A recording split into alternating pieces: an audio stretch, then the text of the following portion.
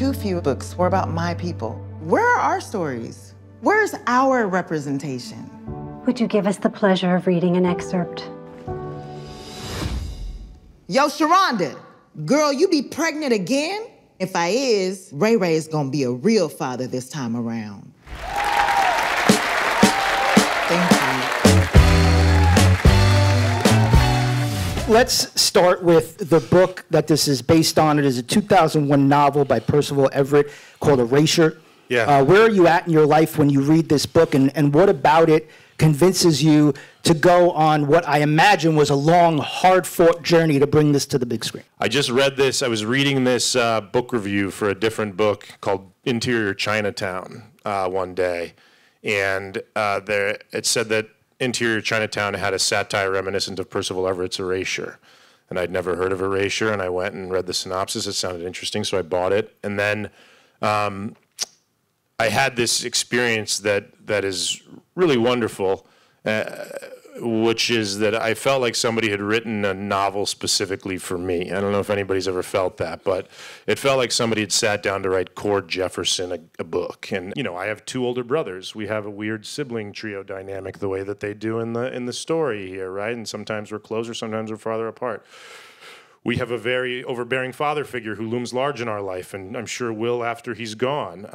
My mother didn't die of Alzheimer's, but my mother died of cancer about 8 years ago. And you know, when she first got sick, it was the responsibility of my brother, who was living in our hometown, to take care of her and take her to her appointments and buy groceries for her, the way that Lisa took on that responsibility in the film. And then toward the end of her life, I moved home to take care of her. So there was just all these overlapping themes and experiences that felt like, you know, I think the key to a good adaptation is to find what feels really personal for you and find yourself in that material.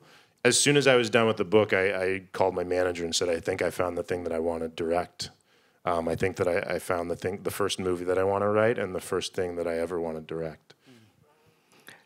Jeffrey, I know you've said that this is your most personal role. This is my favorite role of yours as a fan of yours. Oh, thank you. When you got the script, did you know that Cord wrote the role with you in mind? I'm always curious from the perspective of an actor finding that out, if there's extra excitement or extra pressure there. And then, I mean, at what point when you were reading the script did you say, oh, I'm all in on this? Well, Cord, you know, the script came through the usual suspects. You know, my agent sent me the script. They were very excited about it. And there was a letter attached to the email from Cord. And I actually went back and looked at it because I was trying to retrace the timeline. And there's one sentence in there. He says, I have no plan B. And it was, you know, it was very, very flattering. And then I read the script, and like Cord, I felt a very close emotional connection to the journey of the character, and it had to do, you know, similar to what Cord described, owing to actually the phase that I found myself living within at the time that I received it. My mother passed from cancer about a year before I got the script, and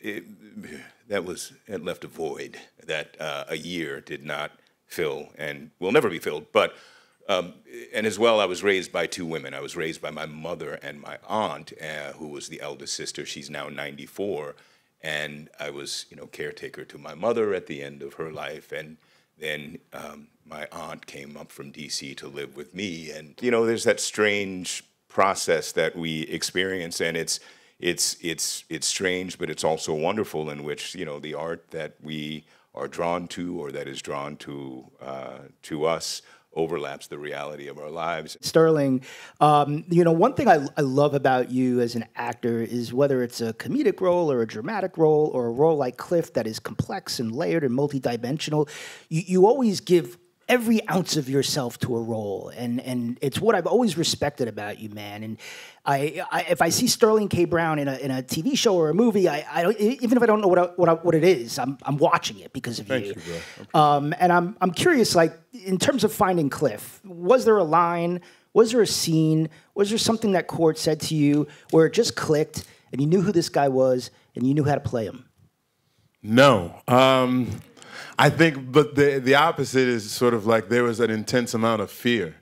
And I think that's what made me excited and want to do it, right? Like, I don't try to lean away from it. I was like, oh, gosh, this character is great.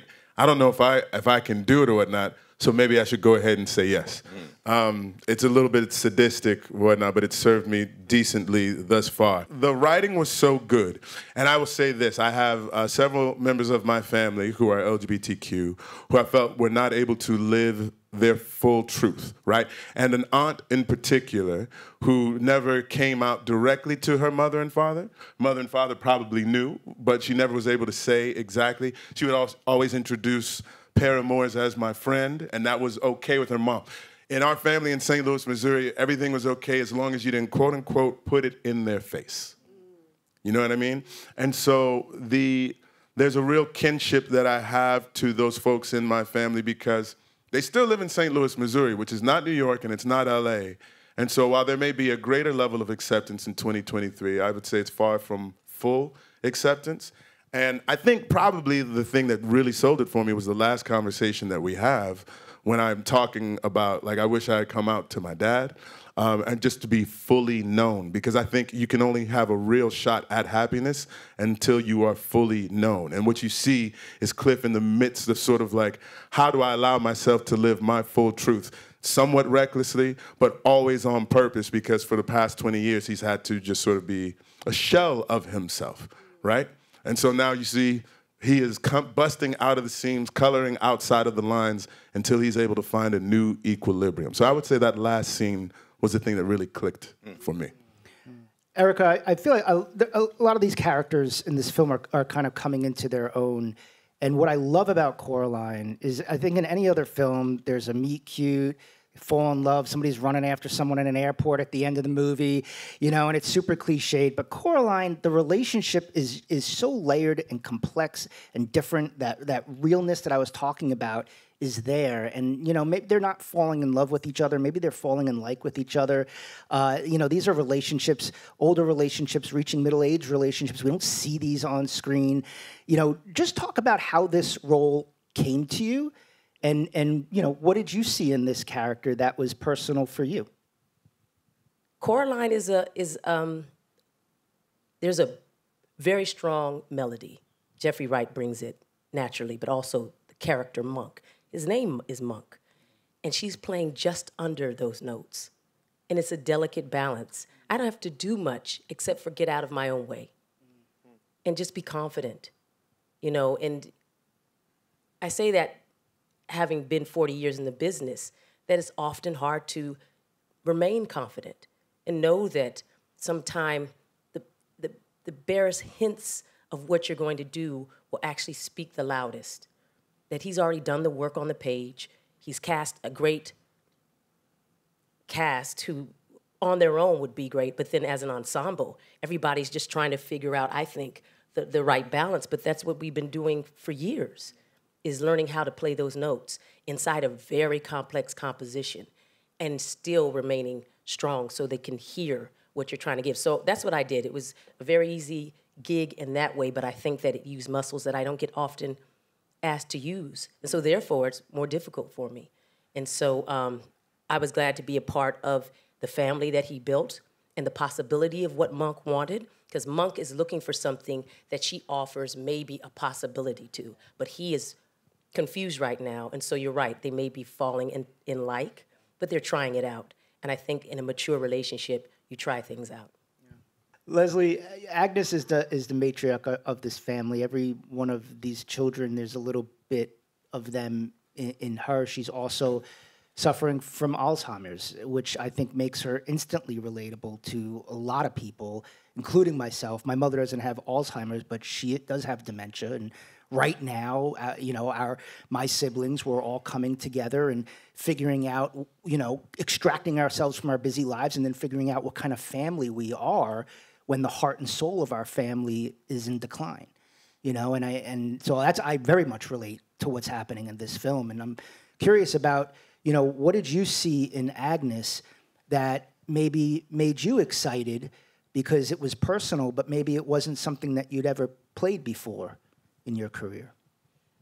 It's interesting that Sterling talked about fear.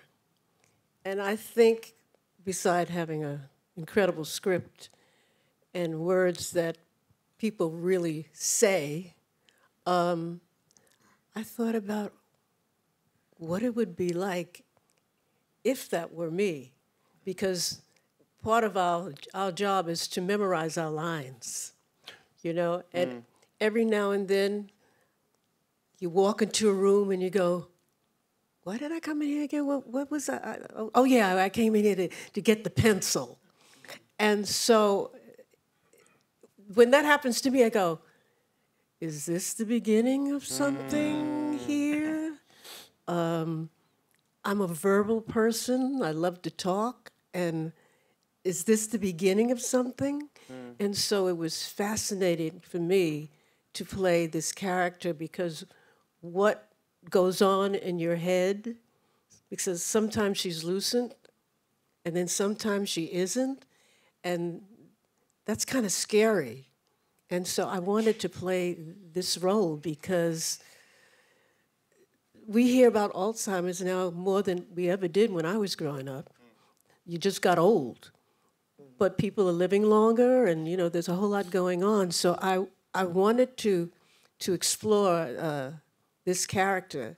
It's a film about a family. You're all in Boston together. I feel like at some point you're going to look at your cast and you're going to say, they're a family now. Yeah. When did that happen? What was that like? I just felt nothing but love for the people here to my left, and as soon as they were on set, it felt like this. Like this, what you're seeing right now is how it was every day. And I think that, you know, I hope that that love is in the film. That's sort of like that because that's the kind of environment that it was. And so I didn't have to do much, honestly. It was like these people just showed up, and it was like this. It was like they were a family already. And I just want to congratulate you and thank you for making this, because it is a really special film. And ladies and gentlemen, the film is named American Fiction. If it means something to you, if you liked it, if you had fun, and you want to talk about it, then talk about it to your friends and your family. It comes out in theaters soon in New York, early January. It's all around the United States. Thank you so much for coming out today. Thank you. Cord Jefferson, Thank you so much. Jeffrey Wright, Sterling K. Brown, Erika Alexander, Leslie Uggams. My name is Erik Davis. Thank you very much.